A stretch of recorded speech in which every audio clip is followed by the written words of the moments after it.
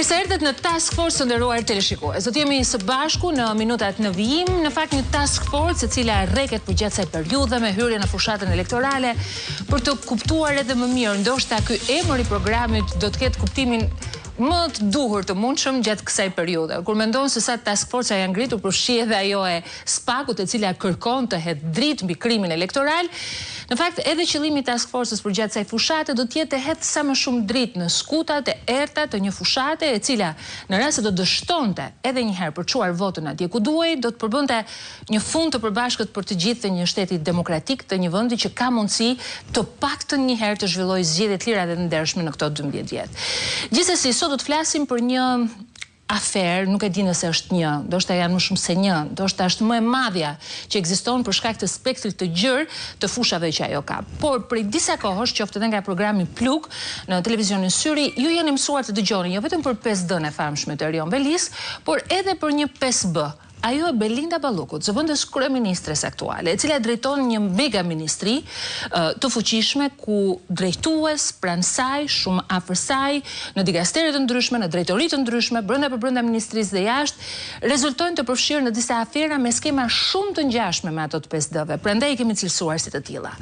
Por edhe Partia Demokratike me një seri denoncimesh të saj sot e ka finalizuar, po themi, një pjesë të mirë të këtyre denoncimeve në një dosje të përbashkët që ka mbritur në SPAK. Mos harojmë, zonja Balluku drejton edhe fushatën elektorale pikërisht në Fier, atje ku me sa duket ka zbarkuar dhe një pjesë e mirë e ministrisë, por edhe drejtorëve të rëndësishëm të saj. Sot do të kuptojmë më shumë, jo vetëm për denoncimin e Partisë Demokratike, por njëherëzi dhe për aferat e shumta që për momentin janë pakzuar me 5B për shkak të ngjashmërisë së skemës me Bashkinë e Tiranës dhe të Erion Velis, por që me gjas mund të zgjerohet edhe më tej. Në studio me mua ka mbritur zonja Adriana Kalaja, e cila është kryetare e Komisionit të Apelimit të Partinë Demokratike.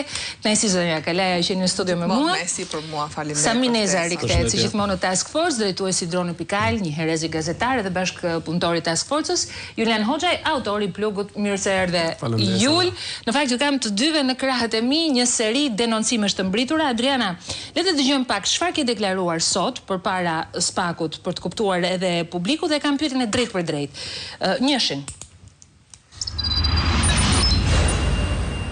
Këtu kemi të bëjmë me një skenë të mirëfillt të një grupi të strukturuar kriminal, në drejtimin e zëvendës kryeministres dhe ministres energjetikës dhe infrastrukturës Belinda Balluku dhe dy familjarëve të saj, ose Ceno Klosi dhe Petraq Kovaçi, bashkë me të birin Spartak Kovaçi, nëpërmjet kompanive të tyre private, duke qenë përfituesit kryesor të tenderave që japin këto institucione.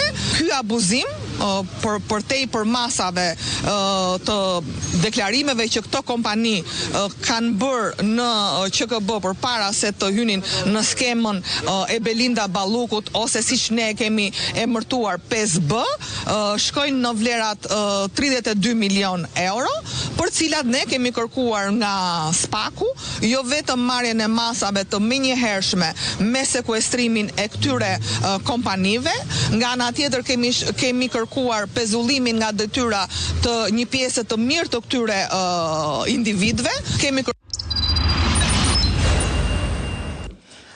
Kalaja, për ta kuptuar edhe publiku, sepse ka shumë emra, ka shumë të dhëna, drejton një super ministri, zonja Balluku, është një herezi zëvendës kryeministre, qartësisht për ta kuptuar edhe publiku. Akuza e sotme në denoncimin që keni bërë ndaj zonjës Belinda Balluku, cilat afera, po themi ne, përmban sipas jush? Atëherë, edhe për ta kuptuar publiku që mos fillojmë me ato veprat penale, sepse e ngarkojmë më së shumti. Pra, nëse ne themi që jemi përpara një grupi të strukturuar kriminal, mund të mendosh që ka shumë element të veprave penale korruptive të përfshirë në këtë dosje. Por unë e them me bindjen më të plot, me gjithë ato denoncime që unë kam bërë për Erion Veliajn dhe për Edi Ramën dhe për shumë afera korruptive në këto 12 vite, në 80 kallëzime, posuaj 80 kallëzime penale që unë kam bërë, ky ka qenë një kallëzim penal që përveç se nuk mbaronin faktet dhe problematika, përveç se një nepotizëm për te imagjinatës, përveç se kishte veprime nga më absurdet dhe me atë kashillëkun, arrogancën për para publikut që ne nuk pyesim as për shtetin, as për spakun. Që deri këtu ngjan edhe me rastin e 5D-s, ne kemi thënë sa herë. Shumë, pra, kur flas për rastin e 5D-s, kemi një strukturë shumë më të avancuar dhe për shkak të aferës asaj që ne e quajmë nepotizëm, po për lidhjet familjare, që secili prej këtyre që ne kemi kallëzuar sot, kishte një pozicion shtetëror, dhe nëpërmjet familjarëve të tjerë, pra kunata, të vetë zonës Balluku apo personazheve të ndërlidhur me ta? Që është shumë i lidhur me Belinda Ballukun, dhe për lidhjet në fakt që ka Ceno Klosi me Belinda Ballukun, nuk mund të jetë as zëvendësministër, se sot është zëvendësministër në ministrinë që drejton Belinda Balluku. Pra, për të patur një kontroll të qartë mbi gjithë institucionet që drejton kjo super ministri, ajo vendosi që nga tatimet me skandale nga më të ndryshmet, deri në skandale seksuale, dhe këtë e them me bindje të plot, u hoq për të mbuluar ato skandale dhe me keqardhje në fakt e konstatoj që me të gjithse provat dhe indicjet që ka pas spaku nuk ka bërë asnjë veprim hetimor për Ceno Klosin, kalon zëvendësministër në ministrinë që drejton Belinda Balluku dhe sot është një nga personat më të rëndësishëm të Partisë Socialiste në lidhje me abuzimin, me blerjen dhe me intimidimin e votuesme për zgjedhjet e 11 majit. Sepse koha që ju keni përzgjedhur që të bëni këtë denoncim, në fakt mund të konsiderohet dhe si një mundësi e artë për spakun, i cili me task force-ën e tij për hetimin dhe kapjen e krimit elektoral mund të vijë në lëvizje. Pra ju thoni deri më tani spakun nuk është vënë me një dosje kaq voluminoze, sa prova ka brenda kësaj dosje?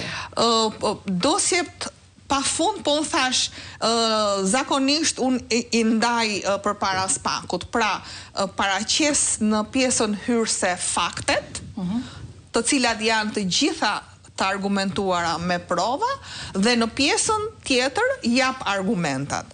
Nëse një qytetar shqiptar nuk ka nivelin juridik, spaku dhe çdo lloj prokurorie është ngritur sipas ligjit, qoftë ti të çosh provën apo indicjen. Përpos kësaj, ne respektojmë aq shumë institucionin e spakut, çdo kallëzim penal i joni ka shkuar dhe me argumentat dhe me analizën ligjore. Pse ne kemi ngrit 1, 2 apo 15 akuza. Këtu jemi përpara 15 akuzave të pastra që vërtetohen, po mbi të gjitha thash, mua nuk më ka ndodhur ndonjëherë që unë të kisha 44 fakte penale për gjithë veprimtarin, dhe në disa pika, për të mos e zgjatur shumë, unë kam renditur ose kam bashkuar disa fakte në një të vetëm, me qëllim që të realizojmë 15 akuza. Shkurt, Adriana, çfarë përfshin akuzat? Po shumë shkurt, pra akuzat. Po që nga korrupsioni aktiv dhe pasiv, fshehje të ardhura, falsifikim dokumentash. Që përfshin cilat nga aktivitetet, po themi ne, sepse duke qenë një mega ministri. Atëherë, këtu bëhet fjalë sidomos për ujësjellës kanalizime, që në fillim u përfshin nëpërmjet bashkisë të Durrësit, nëpërmjet familjarëve të zotit Kovaçi, i cili po ka lidhje të tij me disa kompani, dhe po të shikosh mënyrën se si kalohet nga një kompani me të ardhura shumë modeste në një kompani me miliona euro, pra brenda sa kohësh? Pas 2013. Unë nuk po them, po ke edhe